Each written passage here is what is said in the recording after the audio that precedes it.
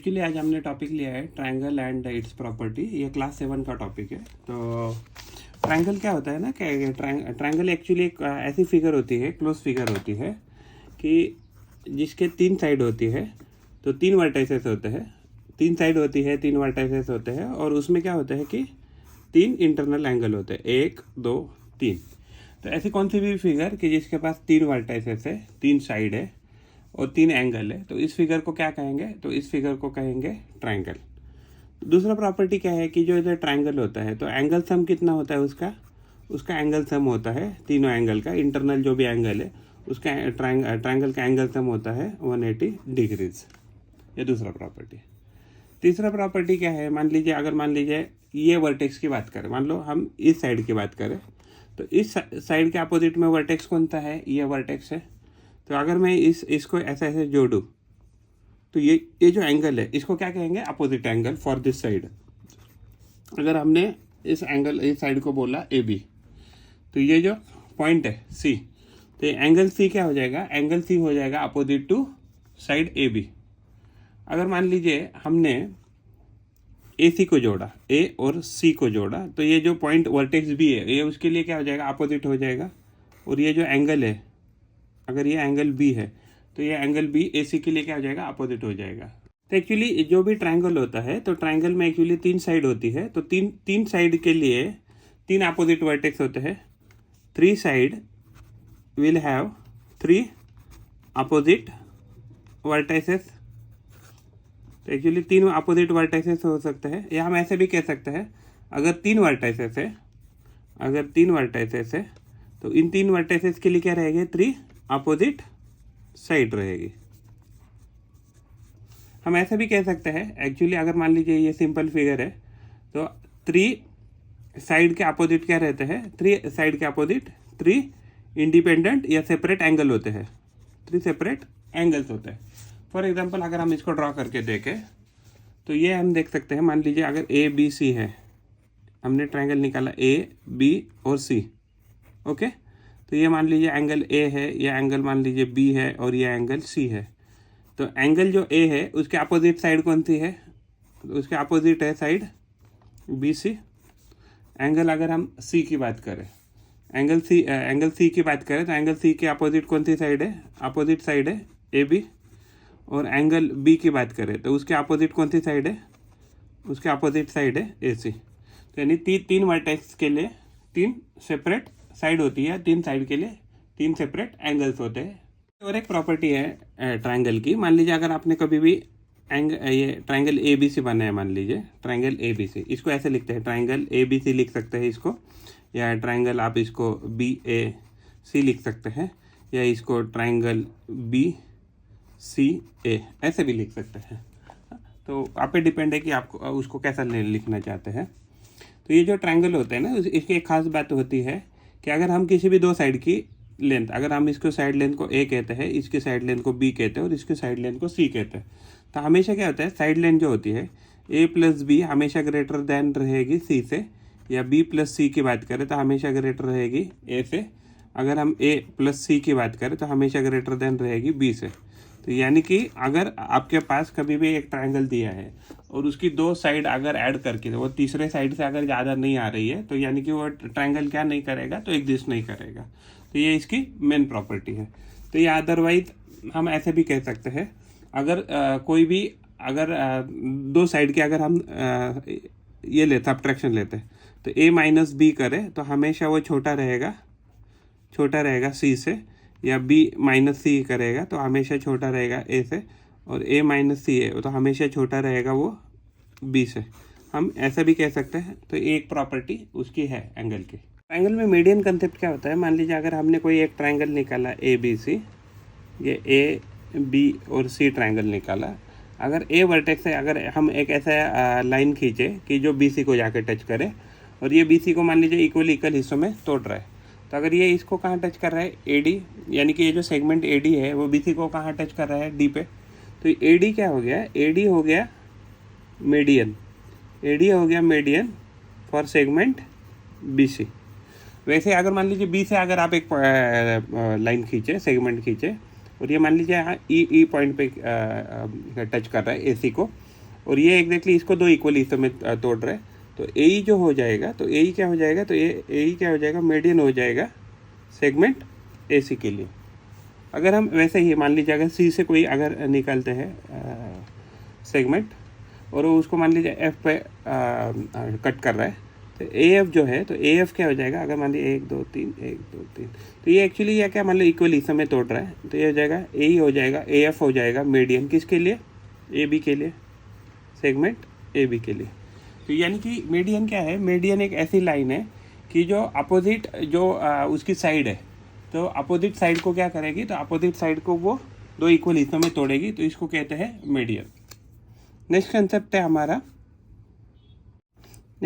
है हमारा altitude. Altitude क्या होता है ना, तो अल्टीट्यूड मान लीजिए कोई भी ट्रायंगल है, तो हमने एक ऐसा ट्रायंगल बनाया, मान लीजिए इसका नाम हमने रखा ए, इसका रखा बी और इसका रखा सी।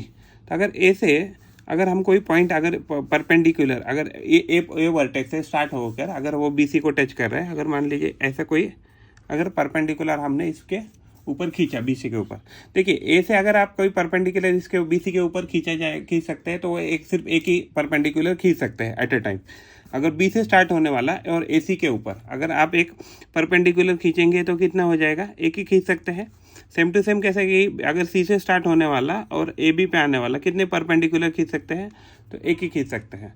तो यानी कि क्या है, अल्टीट्यूड क्या है, एक्चुअली एक ऐसी सेगमेंट है कि जो अपोजिट जो साइड है, अपोजिट साइड पे क्या करेगी, तो अपोजिट साइड पे वो एग्जैक्टली परपेंडिकुलर एंगल बनाएगी।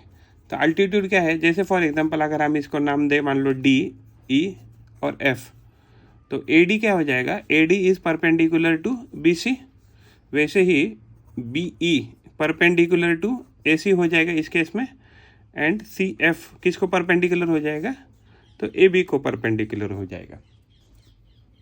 हम एरिया ऑफ ट्रायंगल की बात करें तो देखिए एक्चुअली अगर हम कोई भी एक क्वाड्रिलेटरल लेते हैं, तो कोई भी क्वाड्रिलेटरल को अगर हम उसको दो एक ऐसे बीच में से डायगोनल बना के दो हिस्सों में तोड़े, तो क्या बन जाएगा, ये एग्जैक्टली एक ट्रायंगल ऐसे और लगभग एक ट्रायंगल ऐसे बनेगा, राइट। तो इसमें दो ट्रायंगल बन गए, ट्रायंगल 1 एंड ट्रायंगल 2। तो एक्चुअली जो मान लो कोई भी क्वाड्रिलेटरल है, तो क्वाड्रिलेटरल का एरिया क्या होता है, क्वाड्रिलेटरल का एरिया होता है लेंथ इनटू ब्रेड्थ। तो देखिए इसके क्या किया हमने, दो टुकड़े किए, इसीलिए क्या होता है, एरिया ऑफ ट्रायंगल जो होता है, एरिया ऑफ ट्रायंगल होता है 1/2 बेस इनटू हाइट। तो हाइट क्या है हमारा, परपेंडिकुलर डिस्टेंस है, हम उसको अल्टीट्यूड भी कह सकते हैं, अल्टीट्यूड कह सकते हैं, या उसको दूसरा नाम है हाइट। तो हाइट जो भी लेना है आपको, कौन सी लेनी है, तो परपेंडिकुलर ही लेना है। फॉर एग्जांपल तो इस केस में क्या हो जाएगा, ये 1/2 बेस इनटू हाइट h। तो ये किसका है, एरिया ऑफ ट्रायंगल का फॉर्मूला है। अगर हम ऐसे ही बात करें तो पेरीमीटर क्या होता है, पेरीमीटर होता है सम ऑफ ऑल साइड्स। तो सम ऑफ ऑल साइड्स क्या होगा, सम ऑफ ऑल साइड्स क्या होगा, पेरीमीटर ऑफ ट्रायंगल होगा। वैसे ही अगर हम एंगल सम देखें, एंगल सम यानी कि कोई भी अगर ट्रायंगल है, ट्रायंगल में कोई भी ट्रायंगल है, मान लीजिए ट्रायंगल में ये एंगल है और ये एंगल है और ये एंगल है, ये तीनों एंगल का सम कितना होगा, तो ये सम होगा 180 डिग्रीज। तो किसी भी ट्रायंगल में क्या होता है कि सम क्या होता है, 180 डिग्रीज के बराबर होता है। इसको हम प्रूव भी वैसे कर सकते हैं, तो इसको प्रूव करके दिखाता हूँ। एक्चुअली देखिए अगर मान लीजिए ये हमने एक ट्रायंगल लिया और इस लाइन को, ये जो लाइन है, तो इस वर्टेक्स से पास होने वाले हमने एक पैरेलल लाइन बनाई, राइट। अगर ये पैरेलल और ये पैरेलल है, तो क्या हो जाएगा, ये क्या हो जाएगा, ये ऐसा एक जेड बन रहा है, राइट। तो ये एंगल पैरेलल और ये पैरेलल होने के बाद क्या हो जाएगा, को इंटीरियर एंगल हो जाएगा। अगर ये एंगल एक्स है तो ये एंगल क्या हो जाएगा, एक्स। वैसे ही अगर आप यहाँ से देखेंगे, यहाँ से यहाँ, यानी कि मैं ऐसी बात कर रहा हूँ, तो ये एंगल और ये एंगल सेम होने चाहिए। अगर ये एंगल वाई है तो ये एंगल कितना होना चाहिए, वाई होना चाहिए। तो देखिए इस केस में एक्स वाई और इस एंगल को मैं जेड बोलता हूँ, तो देखिए क्या हो जाएगा, x plus Y plus Z, इसकी टोटल कितनी आनी चाहिए, x plus Y plus Z की टोटल कितनी आनी चाहिए, 180 डिग्रीज आनी चाहिए। क्यों, क्योंकि क्या है, ये लीनियर पेयर है, x plus Y plus Z, इसकी टोटल कितनी आनी चाहिए, तो 180 डिग्रीज आनी चाहिए। और नीचे भी देखेंगे तो z x y, इसकी टोटल क्या, तो इसके लिए इसकी वजह से क्या होता है कि जो ट्रायंगल होता है तो ट्रायंगल की सम कितनी आती है, हमेशा 180 डिग्री आती है। Actually exterior angle is the sum of the distant sum of the distant two interior angles of a triangle. मान लीजिए अगर मैंने एक ट्रायंगल निकाला, इसका इंटीरियर एंगल ए कहता हूँ, इसको बी कहता हूँ, इसको सी कहता हूँ, तो ये जो एंगल होता है तो ये इसका सम कितना होता है, ए प्लस बी के बराबर होता है। देखिए इस एंगल के लिए एक दोनों एंगल क्या हो गए, डिस्टेंट हो गए, तो ये उसके बराबर आएगा। तो इसको हम प्रूव करके देखते हैं। तो देखिए एक्चुअली अगर हम ट्रायंगल ए बी सी में angle A plus angle B plus angle C करेंगे तो कितना आएगा टोटल, ये आ जाएगा 180 डिग्रीज, राइट। और ये जो है एंगल, तो अभी इस ए बी को, ए प्लस बी को हम जेड एंगल कहते हैं। क्या कहते हैं, जेड। तो अगर हम इसको देखें angle C plus angle Z, ये टोटल कितनी आनी चाहिए, 180 डिग्रीज, क्योंकि क्या है, ये लीनियर पेयर है। तो अगर मान लो ये यहाँ सी एंगल है तो यहाँ कौन सा एंगल है, जेड है। लेकिन हमने क्या देखा कि angle A plus angle B plus angle C कितना है, 180 डिग्रीज, और ये भी 180 डिग्रीज। हम इसको इक्वेट कर सकते हैं। तो हम क्या करेंगे, angle A plus angle B plus angle C equal to angle C plus angle Z. तो यहाँ सी से सी कट जाएगा, तो ये क्या जाएगा, angle A plus angle B कितना हो जाएगा, एंगल जेड के बराबर। तो हमने प्रूव कर लिया। तो ये जो एक्सटीरियर एंगल रहता है वो हमेशा क्या रहता है, एक्सटीरियर एंगल हमेशा sum of the two distant angle के सम के बराबर होता है। अगर हम टाइप्स ऑफ ट्रायंगल की बात करें तो 3 प्रकार के ट्रायंगल होते हैं। इक्विलैटरल ट्रायंगल होता है, आइसोसेलेस होता है और एक स्केलिन होता है। तो पहले हम इक्विलैटरल ट्रायंगल की बात करें तो इसमें क्या होता है कि तीनों साइड क्या रहती है, इक्वल रहती है। तो this side equal to this side equal to this side. Triangle में खासियत होती है कि जो भी इक्वल साइड होती है तो उसके अपोजिट के एंगल के क्या होते हैं कि सेम होते हैं। अगर मान लो इसको हम एक्स कहते हैं, इसको अभी हम एक्स कहेंगे, तो इसको भी क्या कहेंगे, एक्स कहेंगे। तो यानी कि अगर हमें पता है एंगल सम प्रॉपर्टी, तो 3x एक्स प्लस एक्स कितना हो गया, 3x इक्वल टू कितना आना चाहिए, 180 डिग्री। अगर हम दोनों को 3 से डिवाइड करें तो एंगल जो x है, तो एंगल x से कितना आ जाएगा, ये 60 डिग्रीज आएगा। तो इक्विलैटरल ट्रायंगल में हर एंगल कितना होता है, 60 डिग्रीज होता है। तो ये आपको याद रखना है। हम करते हैं आइसोसेलेस की बात। तो आइसोसेलेस में क्या होता है, आइसोसेलेस में एक्चुअली कोई भी दो साइड है। तो अब अगर मैं यहाँ दो साइड अगर देखूँ तो इस साइड के अपोजिट एंगल कौन सा ये, तो अगर ये x है तो ये साइड जो है मान लो ए बी सी है, तो ए सी के अपोजिट क्या है, एंगल बी, तो ये भी क्या रहेगा, x रहेगा। तो ये एग्जैक्टली आइसोसेलेस ट्रायंगल का मीन आपको प्रॉपर्टी है, याद रखना है। तो ये एंगल क्या रहेगा, मान लो z रहेगा। तो इस केस में क्या होगा, angle z plus angle x plus angle x कितना होना चाहिए, 180 डिग्री। यानी angle z equal to angle 2x equal to कितना आना चाहिए, 180 होना चाहिए। तो एंगल z हमेशा कितना आएगा, 180 माइनस 2x आएगा। अगर हम एंगल x की टर्म में अगर यहाँ बात करते हैं तो क्या हो जाएगा, angle z plus angle z plus angle 2x equal to कितना आ गया, 180 डिग्री आ गया। तो उसी प्रकार से अगर हम एंगल 2x इक्वल टू क्या आ जाएगा, 180 माइनस एंगल z आ जाएगा। अगर हम इसको डिवाइडेड बाई 2 करते हैं, इसको भी डिवाइडेड बाई 2 करते हैं, तो एंगल x कितना आ जाएगा, एंगल x हमेशा आ जाएगा 180 degree minus angle z divided by 2। तो ये आपको प्रॉब्लम सॉल्व करते वक्त मदद होगा इस फॉर्मूले का। तीसरा जो टाइप होता है ट्रायंगल का होता है स्केलिन ट्रायंगल। तो स्केलिन ट्रायंगल में क्या होता है कि कोई भी साइड एग्जैक्टली इक्वल नहीं होती। यानी कि अगर ये साइड लेंथ a है, अगर ये b है और ये c है, तो इस केस में क्या हो जाएगा, इस केस में ये जो एंगल है, तो मान लो इसको हम कहते हैं एंगल x है, ये एंगल y है और ये एंगल z। तो यानी कि तीनों एंगल क्या होते हैं, अलग अलग होते हैं स्केलिन ट्रायंगल में, और उसके तीनों साइड क्या होती है, साइड लेंथ अलग अलग होती है। तो इसमें क्या हो जाएगा, angle x plus angle y plus angle z equal to 180 degree होगा, कोई भी एक दूसरे के बराबर नहीं होगा।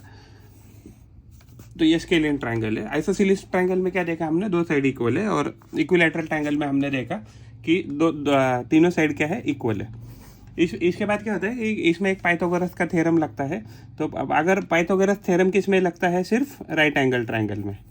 अगर कोई ट्रायंगल अगर राइट एंगल है तो राइट एंगल ट्रायंगल में कौन सा थ्योरम लगेगा, तो ये लगेगा थ्योरम पाइथागोरस। तो पाइथागोरस थ्योरम में क्या बोला है, पाइथागोरस में थ्योरम में बोला है, देखिए अगर मान लो ये ट्रायंगल हमने ए और बी या सी निकाला, यहाँ हमने 90 डिग्री, तो 90 डिग्री के अपोजिट जो भी साइड रहती है उसको बोलते हैं हाइपोटेनियस, इसको बोलते हैं हाइपोटेनियस। जो ए बी है तो ए बी को हम क्या कह रहे हैं, मान लीजिए परपेंडिकुलर कह रहे हैं, परपेंडिकुलर कह रहे हैं सपोज। और ये जो बी सी है, बी सी को मान लीजिए हम कह रहे हैं बेस। तो एक्चुअली परपेंडिकुलर पाइथागोरस थ्योरम क्या कहता है, hypotenuse square is always equal to perpendicular square plus base square. अगर हम इसको अगर ऐसे लिखे तो ये क्या हो जाएगा, हमेशा A C square is equal to A B square plus B C square.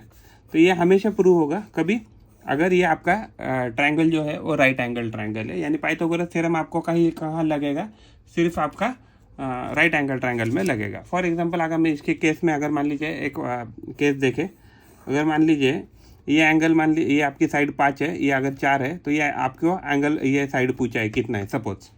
तो ये क्या हो जाएगा, तो हमें पता है कि ए बी सी अगर ट्रायंगल लिया तो ये क्या हो जाएगा, ए सी स्क्वायर क्या हो जाएगा, 5 का square is equal to A B का स्क्वायर, वो कितना होगा, 4 का स्क्वायर हो जाएगा, 4 का स्क्वायर, और प्लस बी सी हमें पता नहीं तो हम इसको ऐसे लिखेंगे बी सी स्क्वायर। तो क्या हो जाएगा, ये 5 square minus 4 square equal to B C square. तो 5 स्क्वायर कितना हो गया 25, 4 स्क्वायर हो गया 16, तो ये बी सी स्क्वायर के बराबर आ गया। तो कितना आ गया 9 is equal to B C square. अगर दोनों साइड अगर हम स्क्वायर रूट लेते हैं तो हमारा बी सी कितना आ जाएगा, तो बी सी आ जाएगा 3, प्लस और माइनस आएगा, माइनस ले नहीं पाएंगे क्योंकि साइड लेंथ है, तो एक्चुअली 3 आ गया। तो यानी कि ये साइड 3 आ गया, और ये अगर हमने इसको राइट एंगल पकड़ा तो अगर मान लीजिए इसके एक्सरसाइज हम सॉल्व करते हैं इन ट्रायंगल पी क्यू आर, यानी कि अगर हम ट्रायंगल पी क्यू आर की बात करें तो क्या बोला है, D is the mid point. अगर डी मिड पॉइंट है तो पी एम क्या है, पी एम देखिए यहाँ 90 डिग्रीज बना रहा है, तो पी एम क्या होना चाहिए, तो पी एम होना चाहिए अल्टीट्यूड। और पी डी की बात करें तो पी डी क्या है, P D actually P D जो है वो क्यू आर का मीडियन है, ओके। तो Q M is equal to M R, Q M equal to M R नहीं है, एक्चुअली क्या है, Q D equal to D R आना चाहिए। Draw rough sketches of the following in A B C, B E is a median. तो triangle A B C अगर हमने निकाला, मान लीजिए ट्रायंगल ए बी सी ऐसे हमने ड्रॉ किया, तो बी चाहिए हमें, तो बी से यहाँ ड्रॉ कीजिए, और ये क्या होना चाहिए, इक्वल। तो ये हो गया, तो बी हमारा क्या हो गया, इसमें मीडियन हो गया। अगर हम दूसरा प्रॉब्लम देखते हैं कि in triangle P Q and P R are altitude of the triangle, in triangle P Q and P R the altitude of the triangle. तो अगर मान लीजिए ट्रायंगल पी क्यू चाहिए हमें, तो देखिए अगर दोनों अगर अल्टीट्यूड है तो ये कैसे होगा पॉसिबल, ये पी हो गया, ये क्यू हो गया, और ये P Q and P are है ना, पी क्यू।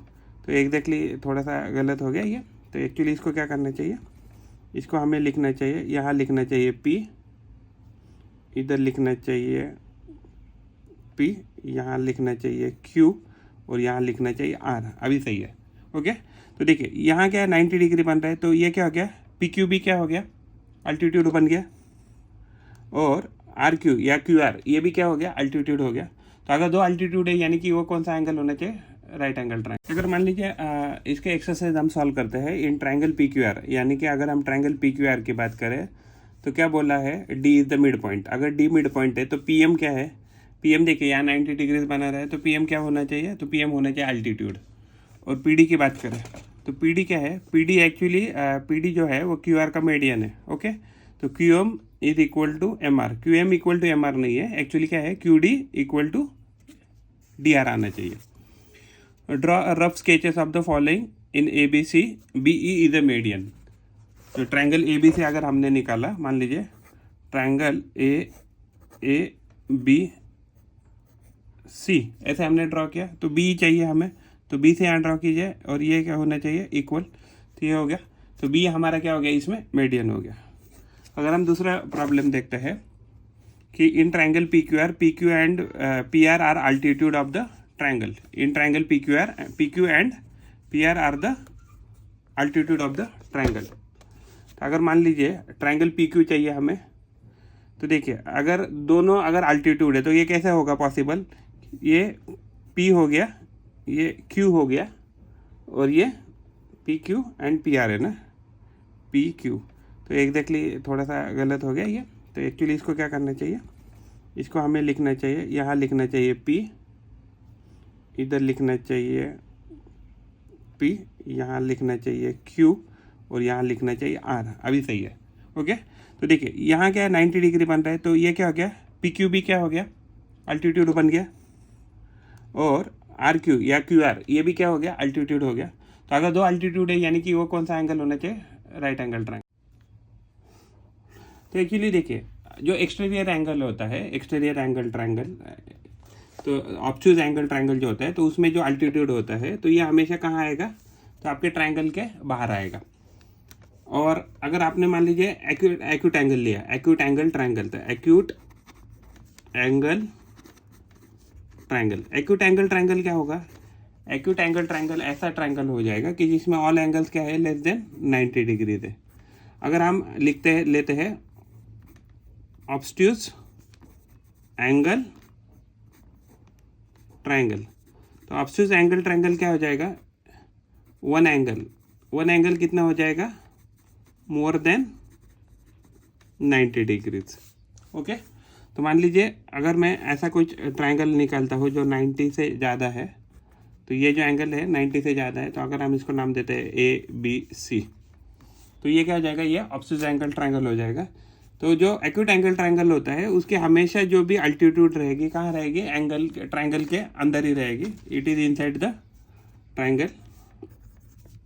अगर हम ऑब्ट्यूज एंगल ट्रायंगल की बात करते तो ये अल्टीट्यूड हमेशा कहाँ आएगी, ट्रायंगल के बाहर ही आएगी।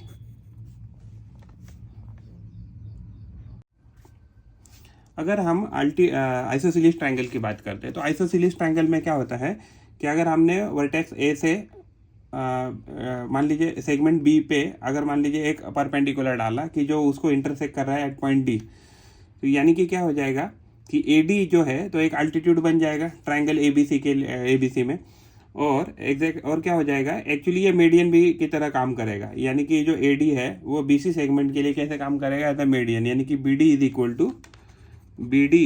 टू DC हो जाएगा, segment BD is equal to segment DC हो जाएगा। तो अगर आइसोसेलेस ट्रायंगल की बात करें तो आइसोसेलेस ट्रायंगल में अल्टीट्यूड एंड मीडियन क्या होता है, एक ही होता है, या कोइंसाइड करता है, ऐसा ही कहा तो भी चलेगा। देखिए ये प्रॉब्लम लिया है ट्रायंगल में, एक एंगल 50 है, 70 और x हमें ढूंढना है। अगर ट्रायंगल में मान लीजिए ये अगर ये 50 है, ये 70 है, ये मान लीजिए हमें x ढूंढना है। तो देखिए एक्चुअली ट्रायंगल सम प्रॉपर्टी के हमें पता है कि ये 50 है, 70 है, तो ये 180 होना चाहिए, तो कितना कम है 60, तो हो जाएगा 60। अगर इस एंगल में देखें तो ये एंगल अगर 60 है, इस साइड में ये 60 है, तो ये कितना है, x है, तो ये लीनियर पेयर कितने होता है, 180 होना चाहिए, यानी x कितना होना चाहिए, तो 120 डिग्रीज होना चाहिए। तो ये इसका आंसर है। अगर हम दूसरा प्रॉब्लम देखते हैं, फॉर एग्जांपल यहाँ लिखा है NCERT में, ये 50 डिग्री 110 है और ये x है। मान लीजिए ये कितना है, तो ये 50 है, मान लीजिए ये 110 है, और ये कितना है, तो ये हमें पता नहीं। देखिए 110 है तो इसका लीनियर पेयर कितना होगा, 70, तो 180 हो जाएगा। ये 50 है, ये 70 है, कितना हो गया 120, तो ये एंगल कितना होना चाहिए 60।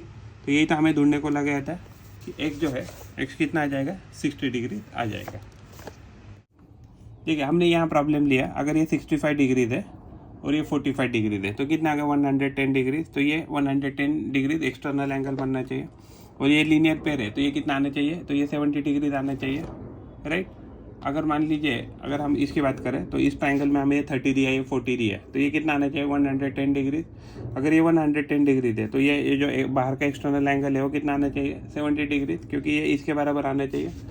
अगर हम और एक प्रॉब्लम लेते हैं, यहाँ ये 60 डिग्री दे, ये भी 60 डिग्री थे, और तो ये कितना, देखिए अगर ये 60 डिग्री दे और ये भी 60 डिग्री दे, तो ये एंगल कितना आना चाहिए 120 डिग्री, क्योंकि इन दोनों का सम, अगर ये 60 है, ये 60 है, तो इसका एंगल सम कितना आना चाहिए ट्रायंगल का 180, तो ये कितना आना चाहिए, ये भी 60 डिग्री, ये हो गया।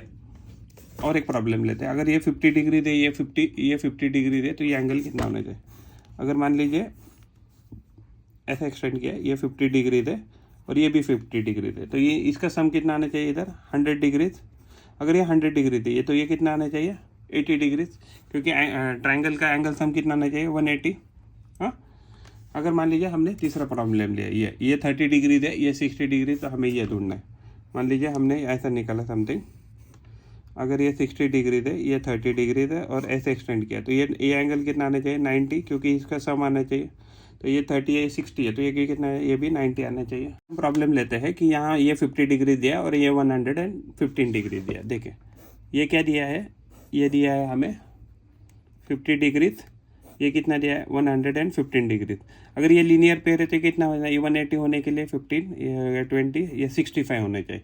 अगर ये 65 और ये 50 है तो कितना हो गया 115 हो गया। अगर ये 115 है तो अगर ये 115 है तो ये कितना होना चाहिए, तो ये भी 712, हाँ ये भी 65 होना चाहिए, क्योंकि इन दोनों का टोटल ही ये आता है। तो ये 65 डिग्री हो गया। अगर हम नेक्स्ट प्रॉब्लम देखते हैं, मान लीजिए ये लिया, ये 70 डिग्री है, 100 डिग्री है।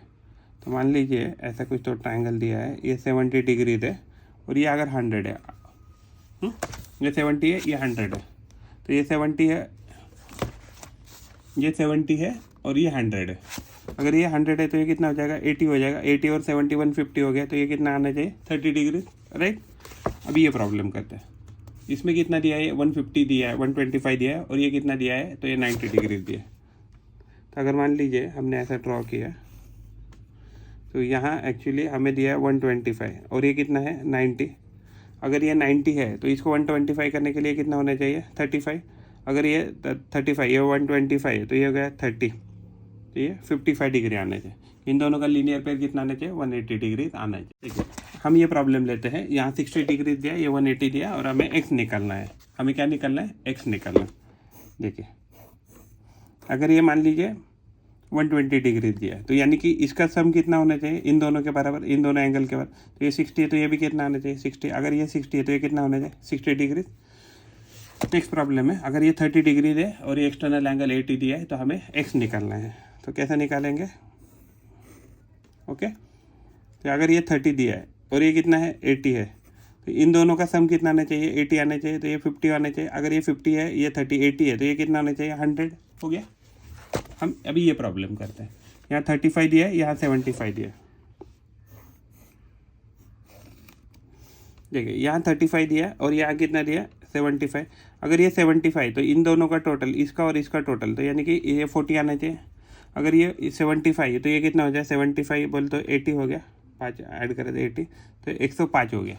तो ये इसका सॉल्यूशन है। ठीक है, हमने यहाँ प्रॉब्लम लिया triangle P Q R is a triangle right angle at P. हम पी क्यू आर निकालेंगे। पी के यहाँ राइट एंगल है, पी है, यहाँ क्यू है, यहाँ आर है, और क्या दिया है पी क्यू 10 दिया है, पी क्यू 10 दिया है एंड पी आर कितना दिया है 24 दिया है। पी क्यू 10 दिया है, पी आर 24 दिया है एंड क्यू आर पूछा है। तो क्यू आर क्या होता है, क्यू आर हाइपोटेनस हो गया, तो क्या हो गया राइट एंगल ट्रायंगल में as per Pythagoras theorem hypotenuse square is equal to perpendicular square plus base square हो जाएगा। तो परपेंडिकुलर स्क्वायर कितना है 24 का स्क्वायर, बेस स्क्वायर कितना है 10 का स्क्वायर।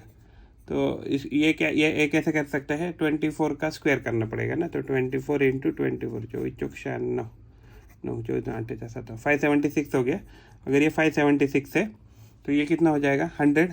अगर ये 100 है तो क्या हो जाएगा 676 हो गया।